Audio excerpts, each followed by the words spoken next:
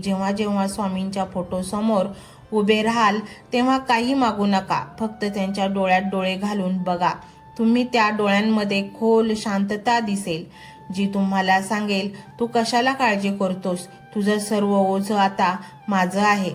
तुम्हाला निवडलेल्या भक्तांना स्वामी विशेष भेट देणार आहेत, ती म्हणजे निद्रा आणि स्वप्न. गेल्या कित्येक दिवसापासून तुम्हाला शांत झोप लागत नव्हती ना?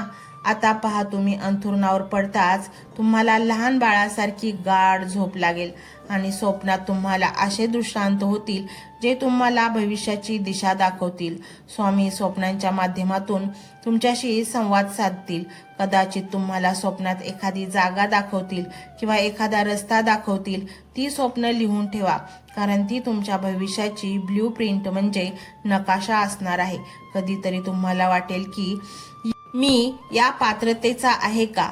मी तर खूप पाप केलेली असतील, चुका केल्या असतील. पण स्वामी म्हणतात, ज्या क्षणी तुम्हाला शरण आलास त्याच क्षणी तुझा भूतकाळ पुसला गेला.